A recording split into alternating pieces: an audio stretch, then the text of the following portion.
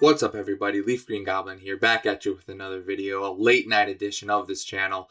Upgraded the setup. I think this stuff is here to stay. Got some lights that are more Christmassy than they looked in the photos, but that's okay. I don't even celebrate Christmas, but at least they're kind of giving more a warmer ambiance to this to the backdrop. I'm still trying to figure out how to make the background less blurry, but anyways. Thank you all for joining. And I kind of wanted the idea for this video originally was to talk about kind of my Pokemon investing update, or my thesis, or my final thoughts going into the next couple of years in the future. But I thought I kind of talked about those points before. I wanted to kind of still talk about the future of Pokemon, but more from the perspective of what's going on with these newer gens and how are people going to think about them in the future. I've talked about it before in the sense that maybe there's younger people who are enjoying and growing up with these Pokemon. I mean, not maybe, it's a fact. Are these people going to be as in love with these newer Pokemon as we were with maybe Gen 1, 2, 3, 4, list goes on. But I saw a meme talking about how Mega Zeraora had stole the thunder from a possible Mega Luxray. And I thought it was funny, made me feel really old that now Gen 4 Pokemon are getting, there's a big group of fans that are defending or wishing that there's certain Pokemon from that generation that's not a legendary or a starter to get more love. So it made me think, a decade from now, is there going to be that same love for Zeraora? Is there going to be that same love for a Baxcalibur? Is there going to be a same love for a Miraidon? A Chien-Pao? A Dracovish? Or Dracovish, I don't know how do you say it. It's always this thought has always interested me, and I think with the boom, seeing how that's still not the case, even in modern cards, the newer Pokemon are not getting as much love, and I've seen some people use XY booming especially, or the XY craze being cited as like some newer gen, but really it's just in the name of the game. XY I think is Gen 6. But really, if you look back at that card era, it's a lot of Gen 1, a lot of Gen 3 Pokemon in those sets. So maybe it is as simple as just when, as time goes on, we're going to get Gen 6, 7, 8 lovers coming in and just going ham on slabbed cards of their favorite Pokemon from that generation. And I just want to throw a couple questions out there to you guys. Do you guys think that as these older cards, let's say they keep going up in price and people get priced out of them, are people just going to go and buy the cheaper cards of their favorite Pokemon, or might they branch out to some other Pokemon, some of the newer ones? Are younger kids, when they get older, are they just going to flock to the older stuff? Are they going to flock to what they grew up with as a kid? I hear people go back and forth on this. Is it going to be nostalgia, or are they going to have nostalgia for the Gen 7 Pokemon that they grew up with, if the trading card sets that they grew up with mainly involved Gen 1 or Gen 3, Gen 4 Pokemon? I think that's a very good question. I also think that Pokemon definitely has a say in this, and I think they kind of go back and forth with how they market their Pokemon, and I honestly respect it. I would do the same. I think it's nice that they've given Megas to Pokemon like Zeraora and Baxcalibur. I love Baxcalibur, but man, kind of a lackluster Mega. I get it, the sword's going through the stomach, his special move is Glaive Rush, or signature move. I think he's the only one who can use Glaive Rush in the games. But man, it just looks like he's got more spines and like a weird little prosthetic sticking out of his belly. I'm not gonna say anymore, but they're giving newer Pokemon some love there, but at the same time, it still seems like a lot of the TCGs, it's just pushing older Pokemon. It's just pushing, and I think even with the Megas, I think they could have done even more with in terms of giving newer Pokemon Megas. But you can always go back and forth on that. They give Dragalge. I like Dragalge. They give Dragalge a Mega. They gave Drampa, which I'm not sure if it's a pseudo legendary. Pseudo legendary. But they gave that thing a Mega. So I think as a company, you gotta push or promote your most popular products. In products here, I mean Pokemon. Mewtwo, Gengar, Charizard, Rayquaza.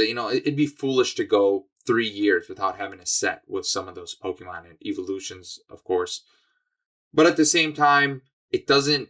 It seems like in the TCG they're kind of lacking a bit in the sense of when it's the new set, the Scarlet and Violet base set, or you'll get the odd themed set, Gen 5, the White Flare, Black Bolt, whatever. You'll get a couple here and there where it's focusing on less popular generations or the newest gen.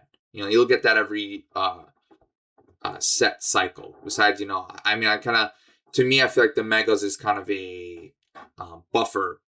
They don't want to keep releasing more cards in Scarlet and Violet, so they had the Megas for Legends ZA, but we're going to be getting like a full cycle of Gen 10, like a full 2 years of set releases.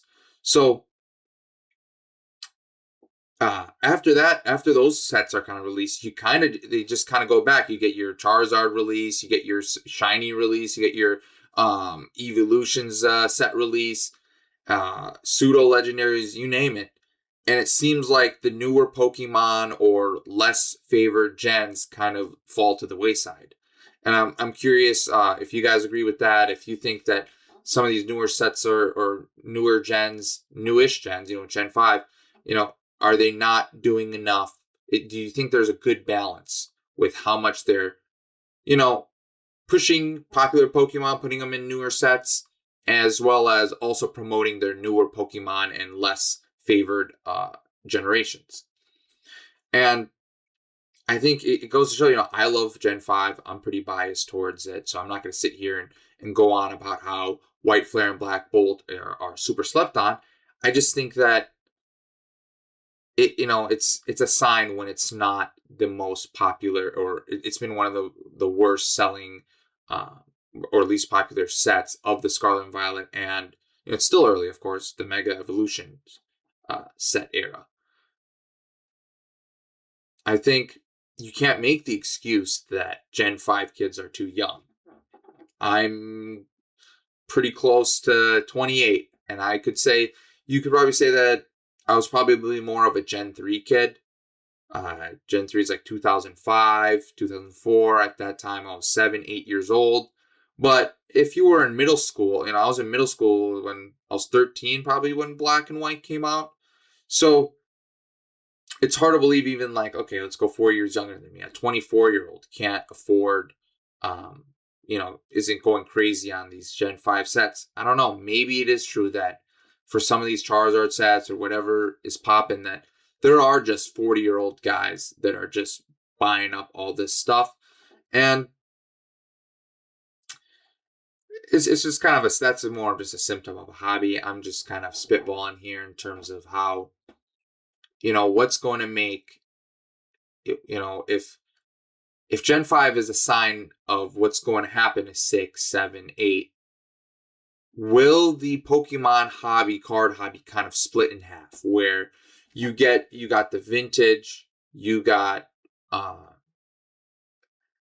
certain cards in Sword and Shield, XY, going crazy, and then besides that, it's just, I guess, whatever's popular. I'm not sure. Even let's go with starters. Are starters going to be the outliers? Are people going to have to predict outliers? I think This is not, by the way, a conversation on sealed. I do want to say that in terms of investing or collecting sealed, I think that's kind of its own beast. This is more of if I'm somebody who walks into a card shop 20 years from now, or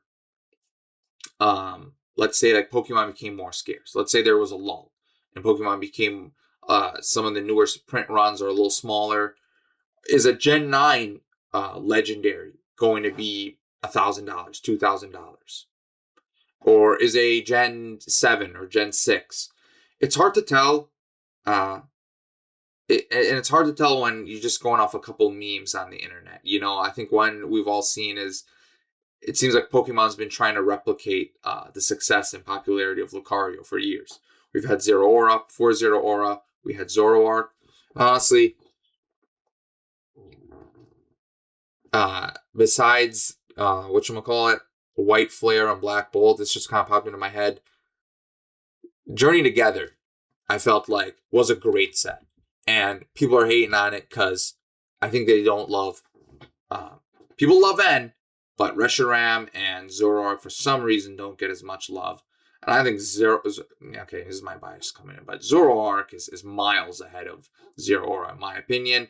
I'm not going to get into the whole lore or characteristics, but yeah, you got those two. And then you have, oh man, was there another one? I feel like there probably is another like dog type of, or cat, some sort of bipedal fox type of dude they pushed. But anyways, I just feel like Marshadow is a mythical Pokemon. I've seen a video recently that Zeraora is also a mythical Pokemon. They're just not getting much love. I haven't heard any love. And you guys tell me, I'm blanking on this Pokemon. He's a mythical monkey, dark type, grass type. Somebody please put him in the comments. I might get my editor to pop it up on here. But I actually think that Pokemon's pretty cool. And again, has there even been a special illustration rare for that card? So I think Pokemon could end up nicking itself or hurting itself in terms of TCG. I think in the anime they do just fine, you know, including Pokemon of that generation. But if you're going to just, you know, there was no need, even in Scarlet Violet base set, there was no need to have like a terrestrial Arcanine and Gyarados. It kind of felt like they were, you know, hedging their bet here. It's like, well, if people don't like the newer Pokemon, let's throw these guys in here. You know, you don't have to. You can just have a strictly set of the newer Pokemon. But we've seen that flop before. We've seen, you know, I'm blanking on the names, sorry, but I think part of the reason, well, I'm not even blanking on the names. I think you can say as a whole, base sets of generations, that first set usually is kind of a bust because it mostly has newer Pokemon. There's a couple of exclusions. I know one. Is it XY? It might be XY or Black and White, where the base set had like all three starters. Or maybe I might have just had the Venusaur. Anyways, so why would Pokemon risk it? If they've, you know, they have the data, they have the numbers. Why would they risk just throwing out a bad set there? If throwing one or two popular Pokemon in there boosts up the set. So yeah, guys, I don't want to ramble too much. This has kind of been just a little thought that popped up into my head, and I was just wondering around the future. I think, you know, you can go, I could make a long video, and it would take a lot of research to kind of just about how I think of the current Pokemon designs. But yeah, I think I'll tell you one thing. I'm really hoping for an Ultra Beast set one day. I know they got some love in Sun and Moon, but that's one where I'm like, it doesn't have to be now, but in 5 years from now, is our Ultra Beast, I think they're Gen 7, or are they Gen 6? That's tough. Anyways, is there going to be love for those sets in 5 years? Are people going to be ripping them if those are the main hits? I don't know, actually. I actually don't know how people feel about Ultra Beast. But, actually, I'm not going to end the video. I do have another point about how if Pokemon, they're going to need to keep pushing some of these newer Pokemon.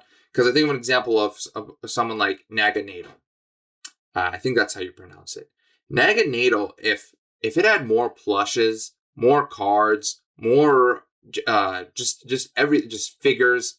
I think that it could push into my top, maybe arguably my favorite Pokemon. I love that Pokemon. Just something about it. The Dragon Poison. I think it's a perfect design. It looks like an alien slash kind of like a poisonous bug with its stinger, but it also just straight up looks like a sick dragon. And yet there's the Sitting Cuties plush. There's a Sun and Moon alt art with Guzzlord. Okay, it got some love in an alt art, But then besides that, you got a couple full arts here and there. In excuse me, Hidden Fates, I think this is one of them. And then, is it in Hidden Fates? Or is it in Shining Fates? I can't remember. But they got a little figure. I forgot those Tomy figures, and then that's it. So they made a big Naganadel plush, and then they took it off of Pokemon Center. So where's the love here? I'm trying to have a bunch of Naganadel stuff, and even in the games, I think you can only get it in one game. It's still game locked, like stuff like that. I think Pokemon needs to be careful with if you're gonna have at least forget the kids. Okay, forget the kids in the sense of let's say like people stopped, new kids hated Pokemon. Well, the people who already love Pokemon, if you want them to keep falling in love with these newer guys, you're going to have to, at least for the merch, forget the cards then. Or no, even the cards, let me get a promo. Let me get a blister promo. Let me get a cracked ice hollow. You know what I'm saying? So I'm going to end with that, guys. Please tell me what you guys think on some of these newer generations. Is it too early to tell? That might just be the answer. And that the fact that this boom has kind of warped my timeline of how I think the Pokemon market and popularity is going to keep growing. I saw this big boom. I'm not seeing newer Pokemon being loved as much, but at the same time, they're newer Pokemon. So, but then also Gen 5 isn't that new. It's new compared, if you're 40 years old and you were 10 years old in 1999 and when Pokemon came out, sure, then you think Gen 5 is newer, but it's really not. And it's I think it's lagging far behind other generations. So we'll see. Thank you guys for watching. Leave a like if you enjoyed and have a good night or good day. Peace out.